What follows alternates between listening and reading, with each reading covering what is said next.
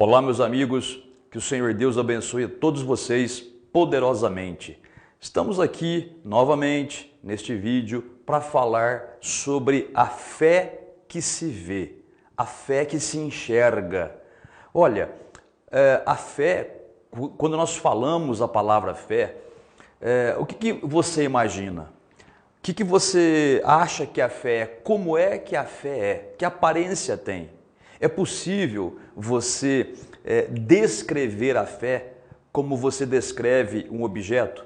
É possível você dizer que a fé é quadrada, é redonda, é pesada, é leve, que a fé é preta, é branca, que a fé é magra, é gorda, que a fé enfim, tem como você dizer como é a fé? Não, não tem como você dizer, porque a fé é algo abstrato, é algo que você não consegue definir com formas o que é a fé. Embora a Bíblia dê uma definição de fé, olha aí para você ver o que está escrito aqui, ó, nessa referência, ó, Hebreus capítulo 11, versículo de número 1. A fé é a certeza de coisas que se esperam, a convicção de fatos que não se veem. Esta é a definição bíblica de fé. Mas é possível a gente ver essa fé? É possível eu ver fé em você? Ou é possível você ver a fé em mim?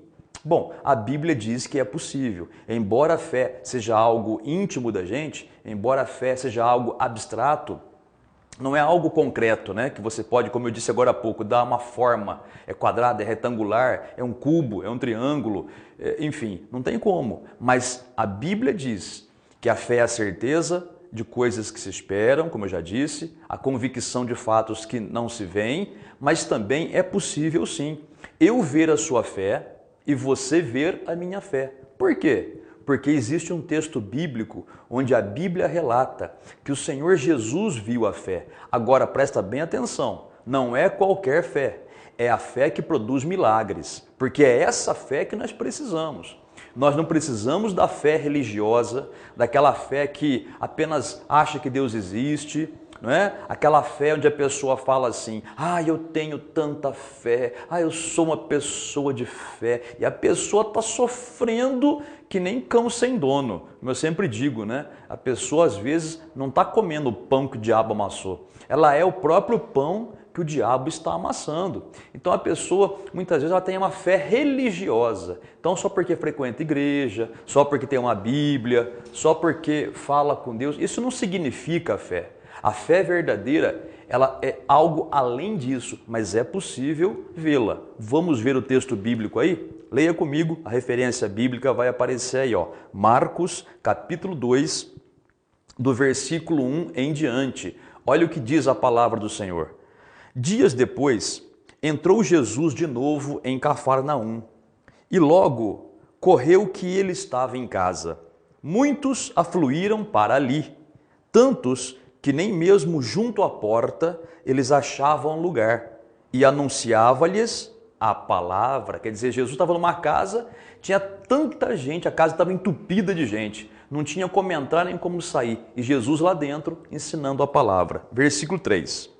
Alguns foram ter com ele, conduzindo um paralítico, levado por 4 homens. E, não podendo aproximar-se dele por causa da multidão, descobriram o eirado, ou seja, a cobertura da casa, no ponto correspondente ao que Jesus estava. E, fazendo uma abertura, baixaram o leito em que jazia o doente.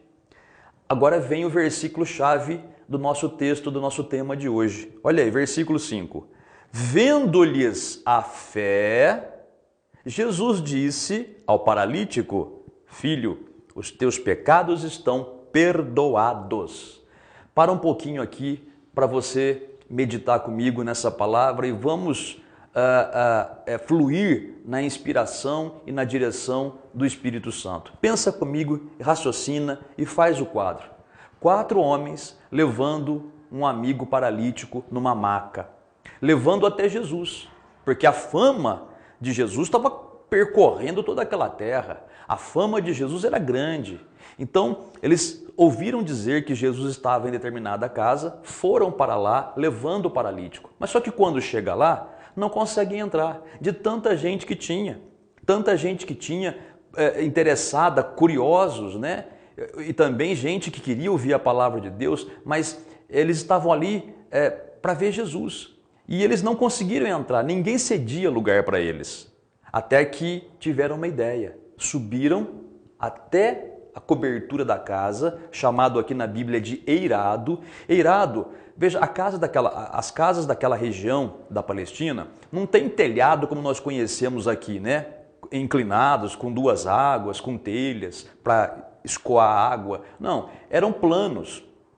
Eles faziam tipo uma laje em cima da casa, né? Não de concreto, mas de cal, barro, madeira, e faziam um lugar plano, porque ali eles podiam secar roupa, ali eles podiam secar os cereais, o trigo, né? Secava as coisas ali, ficavam ali.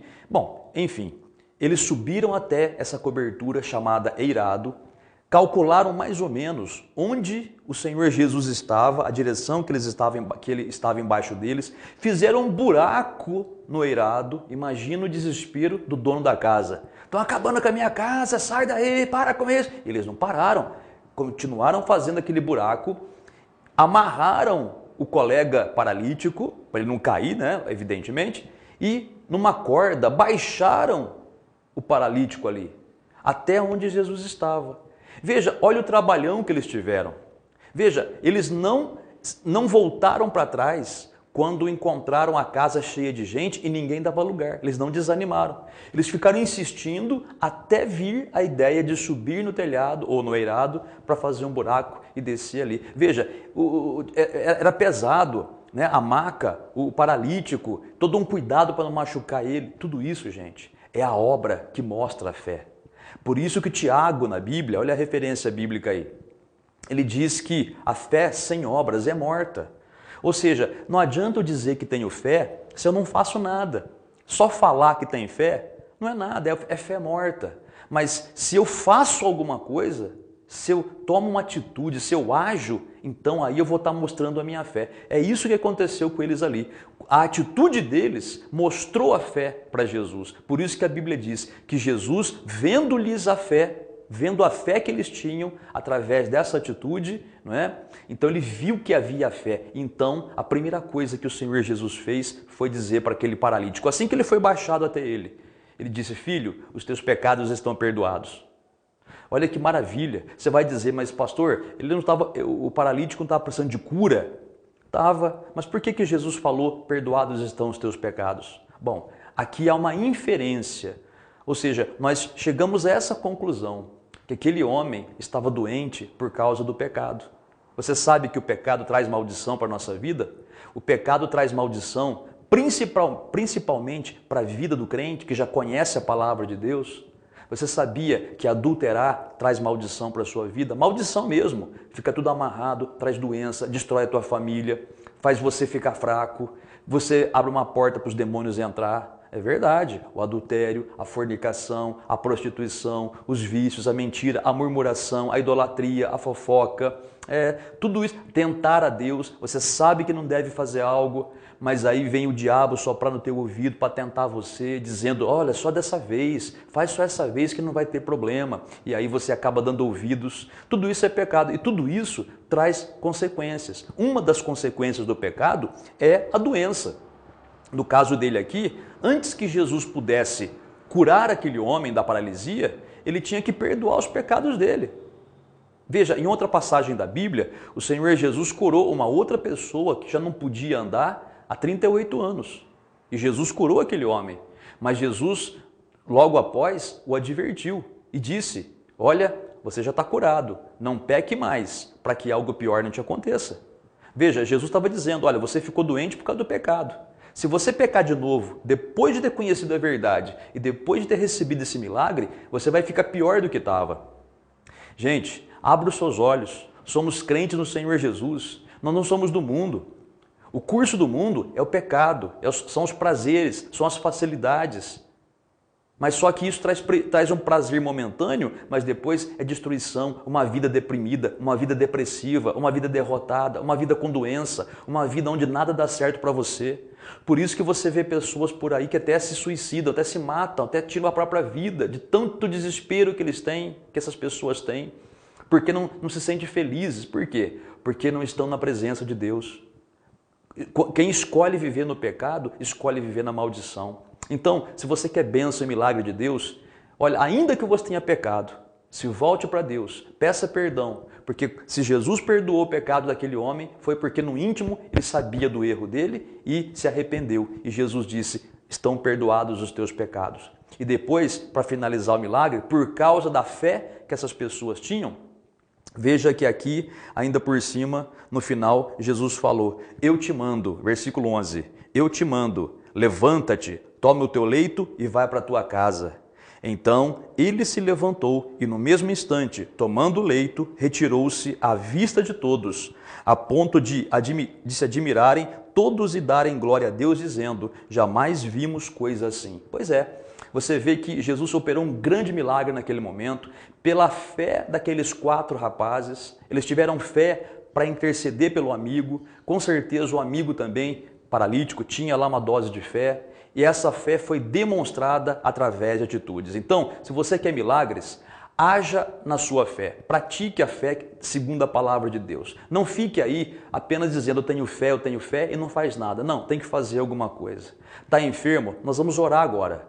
Acabando a oração, procure viver como se você já tivesse curado. Não fale mais da doença, não pense mais em doença. Pense que você está curado, mesmo que o teu corpo diga o contrário. Dê glória a Deus por isso. Mesmo sentindo dor às vezes, dê glória a Deus. Né? Dê glória a Deus sempre, né? Mas às vezes o corpo ainda sente a dor. Então mesmo assim, dê glória a Deus. Né? Se você for orar pela sua vida financeira, coloque aí a carteira de trabalho, as dívidas que você tem, os carnês, IPTU, IPVA, mas não sei o que. Coloca aí, põe a mão, ora junto. E acabando a oração, dê graças a Deus pela vitória, pelo suprimento à sua necessidade. Você precisa tomar uma atitude de fé correspondente.